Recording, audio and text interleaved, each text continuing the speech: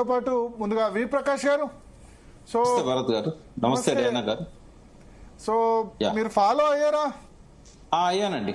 High court arguments ఇవాళ నిన్న ఇవాళ ఏమనిపించింది ఎట్లా మీరు అయితే బీసీ రిజర్వేషన్స్ అవుట్ రైట్ గా సపోర్ట్ చేస్తున్నారు బీసీ వాదానికి. సరే మీరు ఏ పార్టీలో ఉన్నా లేకపోతే న్యూట్రల్ గా ఉన్నారు, ఎట్లా 42% సాధ్యమా కాదా? నేను మీకు 2 months కిందనే చెప్పినాను భరత్ గారు. ఈ రాష్ట్రపతి దగ్గర పెండింగ్ ఉన్న సమయంలోనే మనం డిస్కస్ చేసినప్పుడు చెప్పాను. ఇప్పుడు రేవంత్ రెడ్డి గారు కోడంగల్ బోర్డు పెట్టుకొని బస్సు కొండారెడ్డిపల్లి దిక్కు తిప్పిండు. ఎట్లా వస్తుంది? కోడంగల్ ఎప్పటికీ రాదు. ఈ ప్రపంచం మొత్తం చుట్టూ వస్తే తప్ప కోడంగల్ రాదు. అని ప్రాపర్ పద్ధతిలో డీల్ చేస్తే, బీసీల మీద ప్రేమ ఉంటే సరైన పద్ధతిలో డీల్ చేయాలి.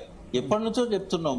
ఒకటే పద్ధతి ఉన్నది. ఇందిరా సాహని కేసును వైలేట్ చేయడం అనేది అది ఏ గవర్నమెంట్ చేయజాలదు, ఏ హైకోర్టు చేయజాలదు, ఏ సుప్రీంకోర్టు కూడా చేయజాలదు.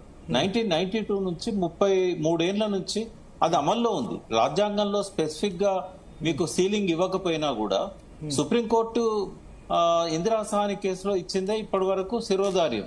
అది ఓవర్ రూల్ చేయడానికి కూడా లేదు. కాబట్టి ఏం చేసినా కూడా రిజర్వేషన్స్ అనేటివి అమలు చేయడం సాధ్యం కాదు. షెడ్యూల్ తమిళనాడు గవర్నమెంట్ ఏం చేసిందో రేవంత్ రెడ్డి అదే చేయాలి.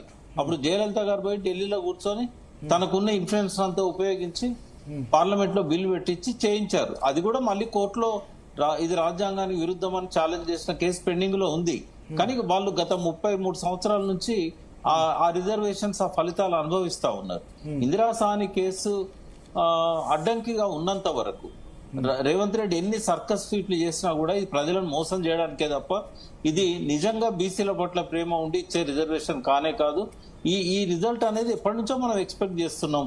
కొత్తగా వస్తున్నది ఏమున్నది? ఇప్పుడు ఈటల రాజేందర్ గారు 15 రోజుల కిందనే చెప్పాడు, మీరు ఎవరు సర్పంచులు పైసలు ఖర్చు పెట్టుకోకండి, దావతులు చేసుకోకండి అని. అంతకంటే 2 నెలల ముందు మనం అందరం మాట్లాడుకున్నాం. ఇది ఎట్లా సాధ్యమవుతుంది? ఎవరు ఇష్టం వచ్చినట్టు వాళ్ళు రాజ్యాంగాన్ని, తర్వాత సుప్రీంకోర్టు తీర్పులను బుల్డోజ్ చేయడం అంటే సాధ్యమేనా? అది ఇప్పటికి కూడా భరత్ గారు, ఈ రోజు కూడా మంత్రులు ఏమంటారంటే మేము సుప్రీంకోర్టులో ఛాలెంజ్ చేస్తాం. అది ఏమన్నా బుద్ధి ఉండి మాట్లాడే మాటలేనా అవి? సుప్రీంకోర్టులో ఛాలెంజ్ చేస్తే హైకోర్టు ఇచ్చిన స్టేను సుప్రీంకోర్టు తీసేస్తుందా? ఇందిరా సాహని కేసులో సింగిల్ జడ్జి వచ్చి వైలేట్ చేస్తాడా ఇందిరా సాహని కేసు తీర్పును? ఇష్టం వచ్చినట్టు మాట్లాడుతున్నారు. తెలంగాణ ప్రజల అమాయకులు, వీళ్ళకి తెలివి లేదు, అందులో బీసీలకు అసలే తెలివి లేదు అన్నట్టుగా రేవంత్ రెడ్డి సర్కస్ ఫీట్లన్నీ చేస్తున్నాడు. అది సాధ్యం కాదండి. రిజర్వేషన్ 42% రిజర్వేషన్ సాధ్యం కాదు. 50% దాటడం అన్నది సాధ్యం కాదు. సాధ్యం అవుతుంది కానీ ప్రాపర్ పద్ధతిలో పోతలేడు కదా. కోడంగల్ బోర్డు పెట్టుకొని కోడంగల్ దిక్కుపోవాలి. వికారాబాద్ రూట్ లో తన బస్సు తిప్పాలి. ఆ కొండారెడ్డిపల్లి దిక్కు తిప్పితే ఎన్నటికీ కోడంగల్ రాదు. అట్లా బెంగళూరు మీదకి వెళ్ళి మళ్ళీ కేరళ మీదకి వెళ్ళి ప్రపంచం మొత్తం చుట్టి మళ్ళీ చుట్టూ తిరుగుతుంది తప్ప కోడంగల్ దారి దొరకదు. ఓకే, సో అంటే ఏ రూట్ లో పోవాలి మీ ఉద్దేశం? ఇప్పుడు 9th షెడ్యూల్లో చేర్చాలంటారా? ఇప్పుడు అది ఒక్కటే మార్గం భరత్ గారు. ఇప్పుడు ఆప్షన్స్ ఉంటే option A, option B, option C, option D అయితే మీరు అడిగే ప్రశ్నకు నేను ఫలానా దానికి టిక్కు పెట్టండి అని చెప్తుంటాం. కానీ దాదాపు 3 నెలల నుంచి 4 నెలల నుంచి ఇప్పుడు 6 months అయిందండి ఈ ప్రాసెస్ అంతా స్టార్ట్ చేసి.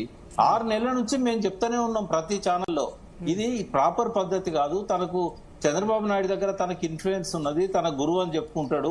ఇవాళ రేవంత్ రెడ్డిని కాపాడుతున్న చంద్రబాబు నాయుడు మోడీ గారు దించకుండా ఆయనను పట్టుకొని పోయి అక్కడ 9th షెడ్యూల్లో పెట్టమని చెప్పి తెలంగాణ ప్రజల మీద చంద్రబాబు నాయుడుకి ఏమన్నా ప్రేమ ఉన్నట్టయితే ఆయన చేతిలో మోడీ గారు ఉన్నారు. ఇప్పుడు జయలలిత గారికి ఎట్లా సాధ్యమైంది? అన్నాడీఎంకేతోనే అప్పుడు అలయన్స్ ఉన్నది, సంకీర్ణ ప్రభుత్వం. ప్రైమ్ మినిస్టర్ అప్పుడు పివి నరసింహరావు గారు ఉన్నారు. అంటే మనం కేంద్రం మీద ఒత్తిడి తేవాలంటే కేంద్రం మన చెప్పు చేతల్లో ఉండాలి. ఇవాళ రేవంత్ రెడ్డి గారికి రాచబాట ఉంది. తనను కాపాడుతున్న చంద్రబాబు నాయుడును తెలంగాణ ప్రజల కోసం రిక్వెస్ట్ చేసి మోడీ గారి దగ్గరికి పోయి ఇక్కడున్న ప్రతిపక్షాన్ని కాన్ఫరెన్స్ లోకి తీసుకొని, ఇక్కడున్న ఎంపీలను కాన్ఫరెన్స్ లోకి తీసుకొని అందరి తరఫున అక్కడికి పోయి రిప్రజెంట్ చేయాలి. మోడీ గారిని రిక్వెస్ట్ చేయాలి. రాష్ట్రపతి గారిని అది పార్లమెంటుకు పంపమని చెప్పి ఆ బిల్లు అక్కడ 9th షెడ్యూల్ దాన్ని పెట్టడం కోసం పార్లమెంటును ఒప్పించాల్సిన బాధ్యత రేవంత్ రెడ్డి మీద ఉన్నది. అది ఏది చేయకుండా చూపడం కోసం జంతర్ మంతర్ దగ్గర ధర్నా చేసి నేను బీసీల కోసమే ఉన్నా, కొంతమంది బీసీలను తన చెప్పు చేతల్లో ఉంచుకొని వాళ్ళతోని జై కొట్టించుకుంటూ, జీవో తీసినప్పుడల్లా పూలు జల్లించుకుంటూ, ఇదంతా ఏం డ్రామా అండి? ఎవరున్నారు అమాయకులు? బీసీలల్లా ఇలా రెడ్డి గుడ్డో లేరు, బీసీలలో తెలివికల్లో ఉన్నారు, బీసీలలో ఐఏఎస్ ఆఫీసర్స్ ఉన్నారు, బీసీలలో రిటైర్డ్ ఐఏఎస్ ఆఫీసర్స్ ఉన్నారు, బీసీలలో సుప్రీంకోర్టు రిటైర్డ్ జడ్జెస్ ఉన్నారు, బీసీలలో హైకోర్టు జడ్జెస్ ఉన్నారు. మరి ఇంతమంది చేయని ప్రయత్నం రేవంత్ రెడ్డి చేస్తున్నాడు కదా, ఏ ప్రభుత్వం? అది ప్రయత్నం కాదండి, అది కుట్ర, అది మోసము, అది ప్రయత్నమే. కాంగ్రెస్ పార్టీ మేనిఫెస్టోలో పెట్టారు కాబట్టి చేస్తున్నారు. మేనిఫెస్టోలో పెట్టినప్పుడు వాళ్ళకి ఏం బుద్ధి ఉండాలంటే, పార్లమెంట్ లో ఉన్న కాంగ్రెస్ ఎంపీలంతా కూడా మోడీ గారి దగ్గర పోయి, రాష్ట్రపతి దగ్గర పోయి షెడ్యూల్ 9 లో పెట్టమని చెప్పాలి. ఒకటే పద్ధతి ఉంది, రెండో ఆప్షన్ లేదు. అది చేయకుండా ఇష్టం వచ్చినట్టు ఏం చేసినా కూడా అది ఎవరిని పిచ్చోళ్ళని చేస్తున్నాడు రేవంత్ రెడ్డి. సో ఇప్పుడు మీరు అన్నారు 9th షెడ్యూల్లో చేర్చాలి, కానీ 9th షెడ్యూల్లో చేర్చాలంటే రాహుల్ గాంధీ ప్రధాని కావాలని రేవంత్ రెడ్డి అన్నాడు. ఇప్పుడు రాహుల్ గాంధీ ప్రధాని అంటే 2028 వరకు కాదు. సో ఇది కాదు, అంతేనా? ఇది కాదు, ఇది ఎట్టి పరిస్థితుల్లో కాదండి. బీసీలను కూల్సం చేస్తున్నాడు, ఎట్టి పరిస్థితుల్లో కాదు. ఆయన షెడ్యూల్ 9 లో పెట్టాలంటే రాహుల్ గాంధీ కాదు, చంద్రబాబు నాయుడు దగ్గర పోవాలి. చంద్రబాబు నాయుడు చేతిలో మోడీ ఉన్నాడు, రాహుల్ గాంధీ చేతిలో మోడీ లేడు. చంద్రబాబు చేతిలో మోడీ ఉంటే చంద్రబాబు రిజర్వేషన్లు బీసీలకు ఎక్కువ చేస్తాడు ఆంధ్రాలో, ఆయన చేయకుండా చేయాలి కదా, చేస్తలేడు కదా. ఇప్పుడు భరత్ గారు, వీళ్ళకి ఎవరికైనా బీసీల మీద ప్రేమ ఉందా అండి? ఎన్టీ రామారావు అంటే ఆయన బీసీ నాయకత్వాన్ని అప్పుడు ఎంకరేజ్ చేయడానికి కాంగ్రెస్ లో పెద్దలంతా కూడా కాంగ్రెస్ లో ఉన్నారు. అప్పుడు గ్రామాలలో ఉన్న పెద్దలంతా కూడా కాంగ్రెస్ లో ఉన్నారు కాబట్టి బీసీల కోసం చేశాడు. ఈ అగ్రవర్గాలకు బీసీల మీద ప్రేమ ఉంటుందా అండి? ఇప్పుడు పర్టికులర్ గా ఇవాళ ఉన్న రాజకీయ పార్టీలో అత్యధికంగా ఎవరైతే ఉన్నారో వాళ్ళకి ఎవరికి బీసీల మీద ప్రేమ ఉండదు.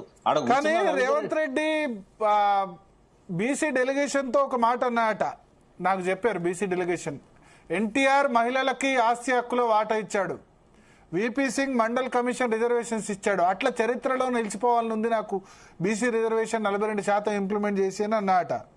ఆయన ఏం చేసినా కాదు భరత్ గారు, ఆయన తలకాయ కింద పెట్టి కాలు పైన పెట్టినా కూడా బీసీ రిజర్వేషన్ నరేంద్ర మోడీ గారు పార్లమెంట్ లో షెడ్యూల్ 9 కోసం బిల్లు పెట్టి దాన్ని ఆమోదింపజేస్తే తప్ప, ఆ రకమైన కాన్స్టిట్యూషనల్ అమెండ్మెంట్ అయితే తప్ప కాదు.